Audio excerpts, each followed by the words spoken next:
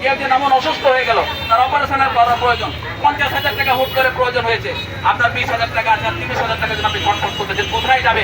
এই আপনাকে দিবে, হয়তো দেখা যাবে আপনাকে সেই সুদভিত্তিক বই 17 দিনের কাছে যাওয়া লাগবে, সেখানে যাওয়া লাগবে না। আপনারা করবেন যে আপনার এই ফান্ডে আসবেন, এই ফান্ড থেকে 20 থেকে 30,000 টাকা আপনি নিয়ে নিলেন এবং ইনকাম থেকে মাস 1,000 টাকা 1,000 টাকা করে শোধ করে দিলেন। শুধু তাই নয়, হতে পারে আপনাদের কোনো সন্তান সন্ততি পড়াশোনা করতেছে, তার পড়াশোনার খরচ চালাতে পারতেছেন না, দেখা যায় তার ফার্মের জন্য ভালো একটা জায়গায় ভর্তি করার জন্য দেখা যায় ওনার 30,000 টাকার প্রয়োজন হচ্ছে, আপনার কাছে 10,000 টাকা আছে, 10,000 টাকার জন্য আপনি তাকে ভর্তি করতে পারতেছেন না। এই ফান্ড থেকে কি করলেন, আপনি 10,000 টাকা নিয়ে গেলেন বা 20,000 টাকা নিলেন, মাসে মাসে 1,000 টাকা 1,000 টাকা করে আবার শোধ করে দিলেন। আপনার সন্তানকে আপনি কিন্তু মানুষ হতে পারবেন।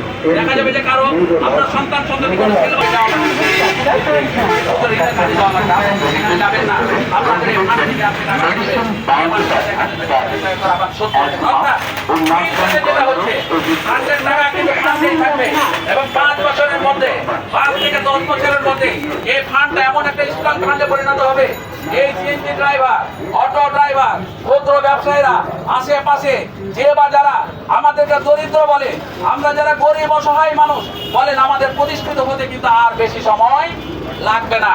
এবং এই সুদ ভিত্তিক অর্থনৈতিক ব্যবস্থার মুখে লাথি মেরে সুদ যে অভিশাপ, সুদ যে সমাজে থাকে সে সমাজে কখনো আল্লাহর রহমত কখনো বর্ষিত হতে পারে না। এই সুদ থেকে মুক্ত হওয়ার জন্য এবং সত্যিকার অর্থে যদি আমরা প্রতিষ্ঠিত হতে চাই, সত্যিকার অর্থে যদি আমরা সমাজ থেকে দরিদ্রতা দূরীকরণ করতে চাই, তাহলে কর্জে হাসান আজকের উত্তম পন্থা কিছুই হতে পারে না। আমি জানি না অল্প সময়ের মধ্যে আপনাদের টোটাল বিষয়টা বুঝতে পেরেছি কিনা। এখানে নাম্বার দেওয়া আছে এবং এই ব্যানারটা আপনাদের এখানে থেকে যাবে।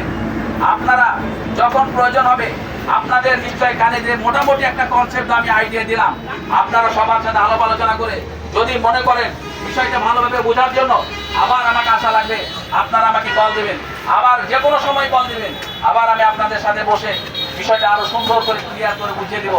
এবং আমি চাইবো আপনারা সত্যিকার অর্থে যদি প্রতিষ্ঠিত হতে চান, দরিদ্রতা দূরীকরণ করতে চান এবং সমাজ থেকে এই সুদ নব অভিশাপ থেকে আমাদের সমাজকে যদি আমরা মুক্ত করতে চাই, তাহলে আমরা কর্জে হাসান তথা এই সুন্দর একটা পদ্ধতির প্রতি আমরা সবাই ছুটে আসবো।